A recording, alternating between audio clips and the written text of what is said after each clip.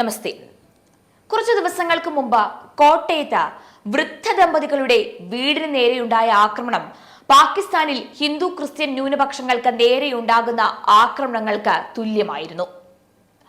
വയോധികരായ ജോസ് അന്ന ദമ്പതികളുടെ ഭവനത്തിലേക്ക് രണ്ട് മുസ്ലിം യുവാക്കൾ വന്നു പറയുന്നു, നിങ്ങളുടെ കുറച്ച് സ്ഥലം ഞങ്ങൾക്ക് വിട്ടു നൽകണം.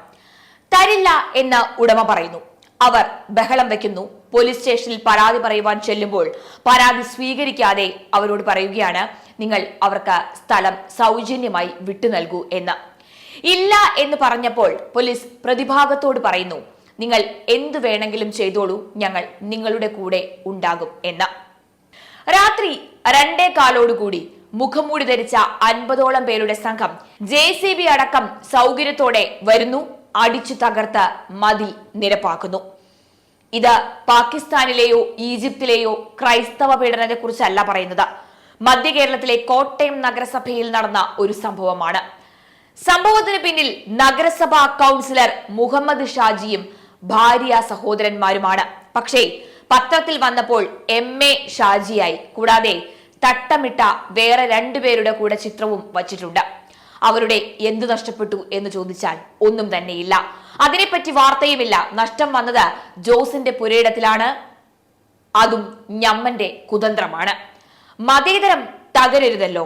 കാഫർക്കാടെയൊക്കെ മതിലുകളും വീടുകളും ഒക്കെ തകർന്നാലും മതേതരത്വം തകരരുത്. വഴിക്കുള്ള സ്ഥലമായി 3 സെന്റ് വിട്ടുകൊടുത്തിട്ടും തൃപ്തരാവാതെ പിന്നീട് ലോറി കടന്നു പോകുന്ന രീതിയിലുള്ള വഴിക്കായി വീണ്ടും ഭൂമി വിട്ടുകൊടുക്കാൻ ആവശ്യപ്പെട്ടിട്ട് അതിൽ തയ്യാറാകാത്തതിന്റെ പേരിൽ വയോധികരായ ജോസ് അന്ന ദമ്പതികളുടെ വീടിന്റെ മതിലുകൾ രാത്രിയിൽ ഒരു കൂട്ടം തീവ്രവാദികൾ JCBയുമായി വന്ന് ഇടിച്ചു തകർക്കുകയായിരുന്നു.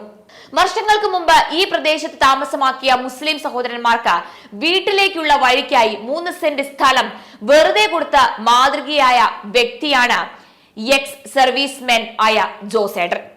ആദ്യം അവിടെ വന്ന് താമസിച്ചവർക്കൊപ്പം പിന്നീട് പതിയെ അവരുടെ ബന്ധുക്കളും സുഹൃത്തുക്കളും ഒക്കെ ഓരോരുത്തരായി വന്ന് ആ സ്ഥലത്ത് താമസമാക്കുകയും അങ്ങനെ ക്രമേണ അതൊരു മുസ്ലിം ഭൂരിപക്ഷ പ്രദേശമായി മാറുകയുമായിരുന്നു.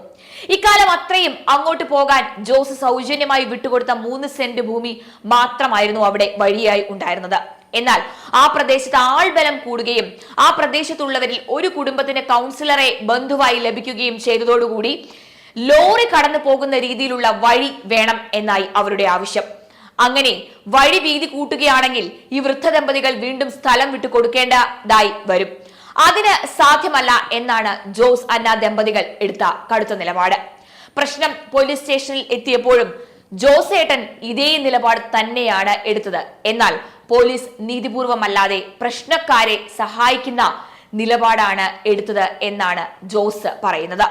പോലീസ് അക്രമകാരികൾക്കൊപ്പം നിൽക്കുന്ന ധൈര്യത്തിലായിരിക്കാം ശനിയാഴ്ചയും ഞായറാഴ്ചയും കോടതി അവധിയാണെന്നിരിക്കെ വെള്ളിയാഴ്ച രാത്രി 2 മണിയോടുകൂടി മുഖം മൂടി ധരിച്ച 50ഓളം തീവ്രവാദികളുടെ സംഘം JCBയുമായി വന്ന മതിൽ തകർത്ത് നിരപ്പാക്കിയത്. ഇത്തരം തർക്കങ്ങൾ പരിഹരിക്കാൻ കോടതിയും മറ്റ് സർക്കാർ സംവിധാനങ്ങളും ഉണ്ട് എന്നിരിക്കെ അതിനെല്ലാം പുല്ലുവില കൊടുത്തുകൊണ്ട് സംഘബലവും രാഷ്ട്രീയ ബലവും കയ്യൂക്കും ഉപയോഗിച്ച് നടത്തിയ ഈ പ്രവൃത്തി ഹിന്ദുക്കളും ക്രിസ്ത്യാനികളും ഇന്ന് പാകിസ്ഥാനിൽ അനുഭവിക്കുന്നതിന് തുല്യമാണ്. ഭരണ പ്രതിപക്ഷ പാർട്ടികൾ എല്ലാം തന്നെ അക്രമികൾക്ക് സഹായകരമാകുന്ന നിലപാടാണ് ഈ വിഷയത്തിൽ എടുത്തിട്ടുള്ളത്. ഈ വിഷയത്തിൽ ജോസ് അന്ന ദമ്പതികൾക്ക് വേണ്ടി നിലകൊണ്ടിട്ടുള്ളത് ഭാരതീയ ജനതാ പാർട്ടിയും ക്നാനായ പള്ളി നേതൃത്വവും ഇടവകാംഗങ്ങളും മാത്രമാണ്. ഈ വിഷയത്തിലുണ്ടായ പ്രതിഷേധം തണുപ്പിക്കുന്നതിന് വേണ്ടി പോലീസ് മതിൽ പൊളിച്ച JCB ഡ്രൈവർ ഉൾപ്പെടെയുള്ള ഏതാനും ചിലരെ നിലവിൽ അറസ്റ്റ് ചെയ്തു വച്ചിട്ടുണ്ട്. ഈ സംഭവം അറിഞ്ഞതോടുകൂടി ക്യാസയുടെ കോട്ടയം ജില്ലാ പ്രവർത്തകർ സംഭവസ്ഥലം സന്ദർശിക്കുകയും ഒപ്പം ക്നാനായ പള്ളി നേതൃത്വങ്ങളുമായി സംസാരിക്കുകയും ജോസിന്റെ കുടുംബത്തിന് വേണ്ട എല്ലാ സഹായങ്ങളും വാഗ്ദാനം ചെയ്യുകയും ചെയ്തിട്ടുണ്ട്. പൊളിച്ച മതിൽ നിൽക്കുന്നത് പുറമ്പോക്ക് ഭൂമിയിലാണ് എന്നാണ് അക്രമകാരികൾ ഇപ്പോൾ പറയുന്നത്. അങ്ങനെയെങ്കിൽ ആദ്യം മതിൽ നിർമ്മിച്ച തൽസ്ഥിതി പുനഃസ്ഥാപിച്ച ശേഷം ജോസ് ചേട്ടന്റെ പറമ്പിൽ പുറമ്പോക്ക് ഭൂമി ഉണ്ടെങ്കിൽ അത് അളന്ന് തിട്ടപ്പെടുത്താം. പക്ഷേ അളക്കുമ്പോൾ ജോസ് അന്ന ദമ്പതികളുടെ ഭൂമി മാത്രം അളന്നാൽ പോരാ. ഒപ്പം അദ്ദേഹം അവിടെ താമസം തുടങ്ങിയതിനു ശേഷം ഇതുവരെ അവിടെ സ്ഥലം കയ്യേറിയിട്ടുള്ളതും ചതുപ്പു നികത്തി പണിതിട്ടുള്ള കെട്ടിടങ്ങൾ നിൽക്കുന്ന ഭൂമികളും ഉൾപ്പെടെ ആ പ്രദേശത്ത് താമസിക്കുന്ന എല്ലാവരുടെയും ഭൂമി അളന്ന് തിട്ടപ്പെടുത്തി പുറമ്പോക്ക് സർക്കാർ വീണ്ടെടുക്കണം എന്നാണ് ക്യാസയുടെ നിലപാട്. രാഷ്ട്രീയ അടിമത്തം പേർക്കൊണ്ട് മതേതരം കളിച്ചിരിക്കുന്ന എല്ലാ ക്രിസ്ത്യാനികളും മനസ്സിലാക്കുക, ഇത് സംഭവിച്ചത് പാകിസ്ഥാനിലോ അഫ്ഗാനിസ്ഥാനിലോ തുർക്കിയിലോ ഒന്നുമല്ല, മറിച്ച് ഒരു കാലത്ത് നിങ്ങളുടെയൊക്കെ തട്ടകമായിരുന്ന കോട്ടയം ടൗണിൽ തന്നെയാണ് ഇത് നടന്നിരിക്കുന്നത്. ഓർത്തിരുന്നു, കേരളത്തിലെ ഹിന്ദുക്കളും ക്രിസ്ത്യാനികളും. ഇന്ന് ജോസ്, നാളെ നിങ്ങൾ.